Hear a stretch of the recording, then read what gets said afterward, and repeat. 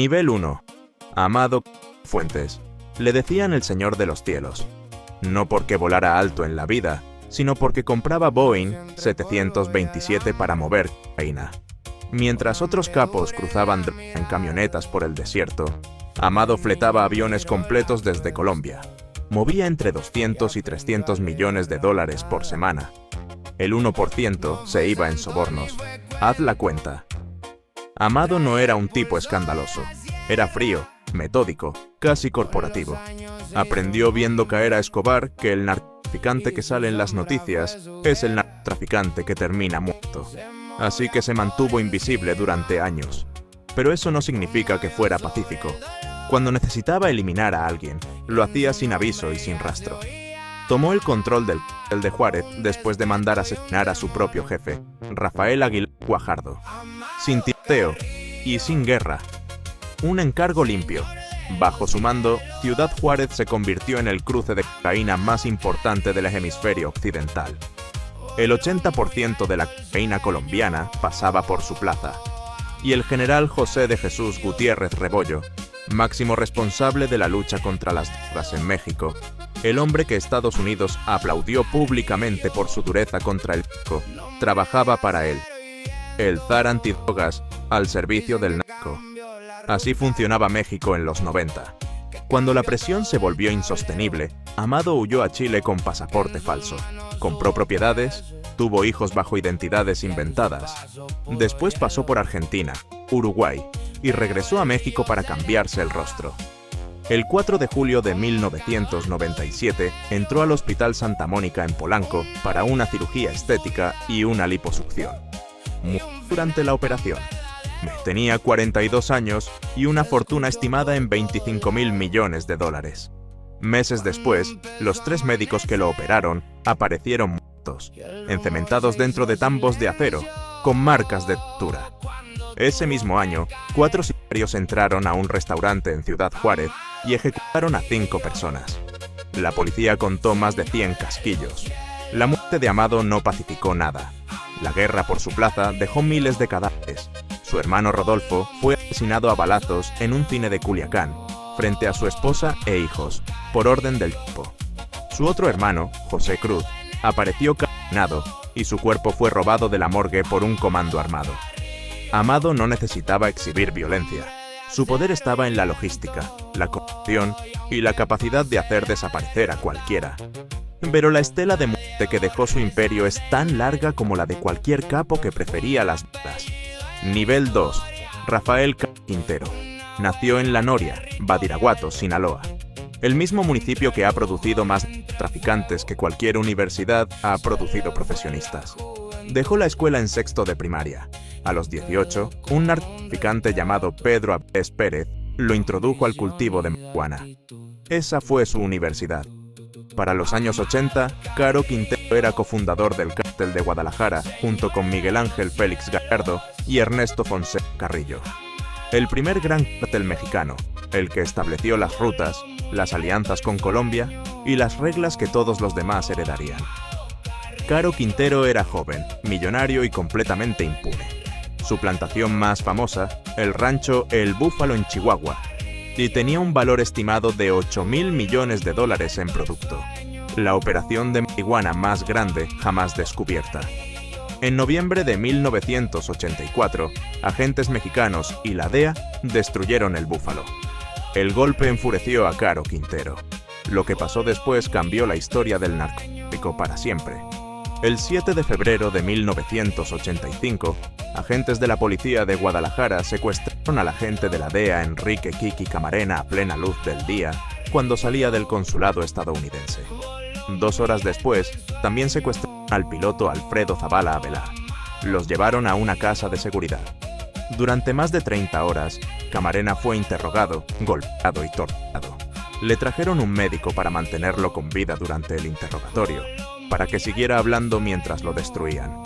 Hay grabaciones de esa tortura. Existen cintas de audio donde se escucha todo. 40 años después, la Fiscalía de Estados Unidos las compartió como evidencia. Los cuerpos de Camarena y Zavala fueron encontrados un mes después en un rancho de Michoacán, envueltos en bolsas de plástico, atados de pies y manos. El asesinato provocó la mayor crisis diplomática entre México y Estados Unidos en décadas. Caro Quintero huyó a Costa Rica. Fue capturado en abril de 1985, extraditado a México, condenado a 40 años. En 2013, un tribunal anuló la sentencia por un tecnicismo y lo dejó libre. Desapareció. Lo recapturaron en 2022, encontrado por un perro de la Marina entre matorrales. En febrero de 2025 fue extraditado a Estados Unidos, donde compareció esposado con las mismas esposas que pertenecieron a Kiki Camarena. Su hijo, hoy juez, las guardó 40 años para ese momento. La fiscalía mantiene la pena de muerte sobre la mesa. Tiene 72 años, nivel 3. Joaquín El Chapo Guzmán. Nació en La Tuna, Badiraguato, el mismo rincón de Sinaloa que parece una fábrica de quipos. Creció entre la pobreza y el cultivo de amapola.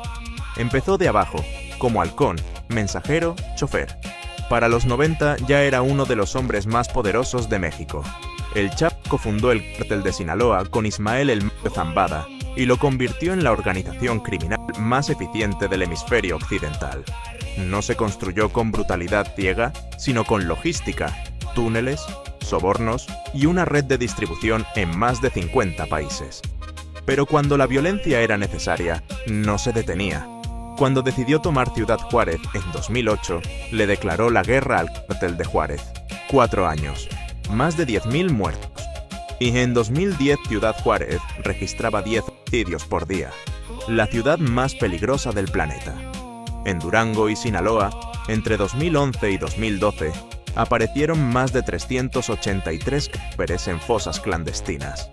El 15 de mayo de 2017, sicarios asesinaron en Culiacán al periodista Javier Valdez. Lo mataron porque no se cayó. El tipo fue capturado, escapó, recapturado, volvió a escapar por un túnel de 1,5 kilómetros con vías de tren, y fue capturado por tercera vez. En enero de 2017 fue extraditado y condenado a cadena perpetua. Pero su legado más letal no se mide en balas, sino en pastillas.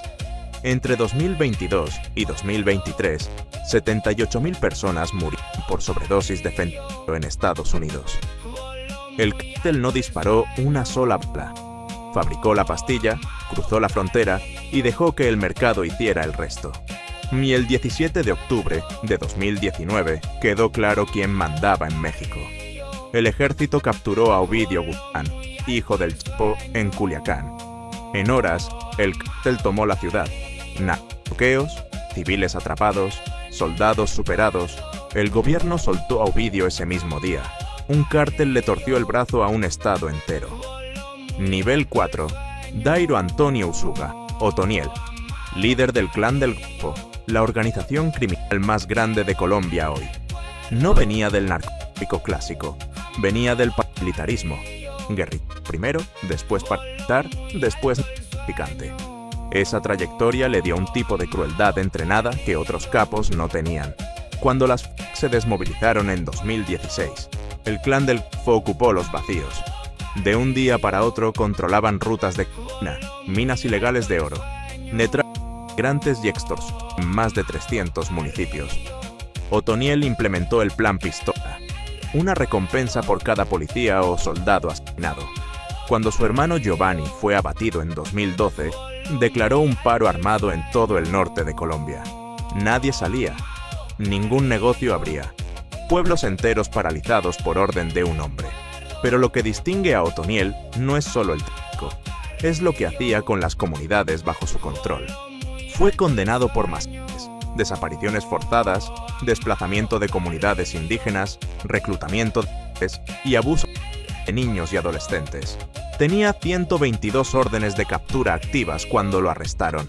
No es error de transcripción, 122. Lo capturaron en 2021 con 500 soldados y 22 helicópteros. En 2022 fue extraditado. Una jueza en Nueva York lo sentenció a 45 años por traficar 96 toneladas de cocaína y le ordenó pagar $216 millones. Pero el Golfo sigue operando. Otoniel fue reemplazable. El sistema que creó, no.